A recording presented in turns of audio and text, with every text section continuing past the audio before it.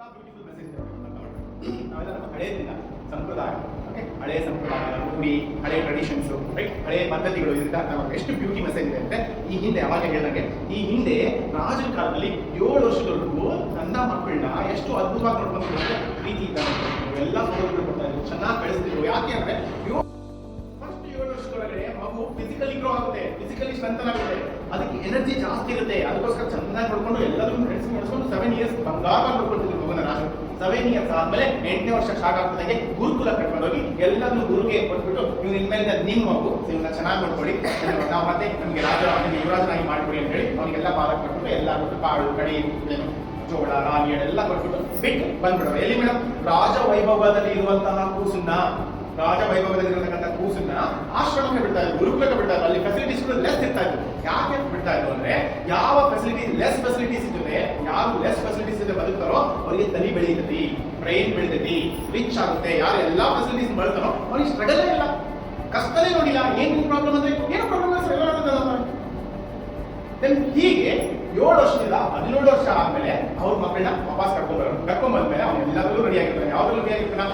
ಅವನೇ ಸ್ವಂತ ಅಡಿಗೆ ಮಾಡ್ತಾ ಇದ್ದ, ಆಮೇಲೆ ಯುದ್ಧಗಳನ್ನ ಕುದುರೆ ಸವಾರಿ ಕಲಿತಾ ಇದ್ದ, ರೈಟ್, ಆಮೇಲೆ ಆನೆ ಸವಾರಿ ಕಲಿತಾ ಇದ್ದ, ಆಮೇಲೆ ಮ್ಯಾಚ್ ಕಲಿತಾ ಇದ್ದ, ನೀರ್ ಕಲಿತಾ ಇದ್ದ, ಚಾಪೆಲ್ ಮಾಡ್ಕೊಂತಿದ್ದ, ನೀರ್ ಹೋಗಿ ತರ್ತಾ ಇದ್ದ, ಗಿಡಗಳನ್ನ ಬೆಳೆಸ್ತಾ ಇದ್ದ, ಎಲ್ಲರಿಗೂ ಗೊತ್ತಿತ್ತು, ಎಲ್ಲರ ಜೊತೆ ಬೆರಿತಾ ಇದ್ದ. ಈ ತರ ಸಂಪೂರ್ಣವಾಗಿ ಸಶಕ್ತನಾಗ್ತಾ ಇದ್ದ ಮಗು ಅಲ್ಲಿ. ಆಮೇಲೆ ಅವ್ನು ಬಂದಾದ್ಮೇಲೆ ಅವನಿಗೆ ಯುವರಾಜ ಅಂತ ಘೋಷಣೆ ಮಾಡಿ ಪಟ್ಟಾಭಿಷೇಕ ಕೊಡ್ತಾ ಇದ್ರು. ಅದಾದ್ರೆ ಆ ರಾಜ್ಯ ಕಂಪ್ಲೀಟ್ ಅವ್ನು ನೋಡ್ಕೊಂಡು ಹೋಗ್ಬೇಕಿತ್ತು. ಹಿಂಗೆಲ್ಲ ನೋಡ್ಕೊಂಡಿದ್ರು ಅಂದ್ರೆ ಇದರೊಂದು ಒಳ್ಳೆ ಮೆಸೇಜ್ ಅಂದ್ರೆ, ಆಸ್ ಎ ಪೇರೆಂಟ್, ನಾವೊಬ್ಬ ಪೋಷಕರಾಗಿ, ಪೇರೆಂಟ್ ಆಗಿ, ತಂದೆ ಆಗಿ, ತಾಯಿ ಆಗಿ, ನಾನು ನನ್ನ ಮಗುವಿನ ಯಾವುದ್ರಲ್ಲಿ ಪ್ಯಾಷನ್ ಇದೆ ಅಂತ ಹೇಳಿ 17 ಇಯರ್ಸ್ ಒಳಗಡೆ ಹುಡುಕಿ ಕೊಡದೇ ಇದ್ರೆ ಅದು ಪೋಷಕರ ತಪ್ಪು ಅಲ್ಲ. ಏನು ಪೇರೆಂಟ್ಸ್ ತಪ್ಪು ಅಲ್ಲ, ಏನ್ ಮತ್ತೆ ಪೇರೆಂಟ್ಸ್ ನ ಅಪರಾಧ. ತಪ್ಪಲ್ಲ ಮೇಡಮ್, ಅದು ಅಪರಾಧ.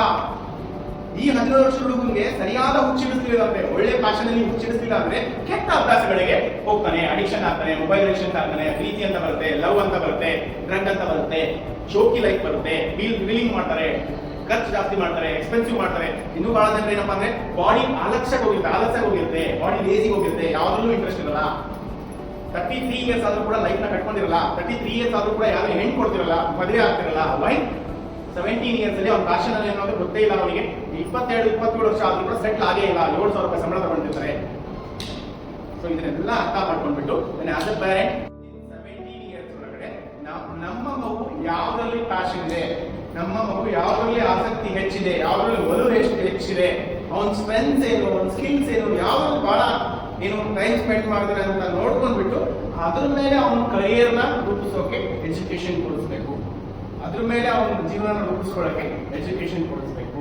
So this is parent responsibility, including my self. ನಾನು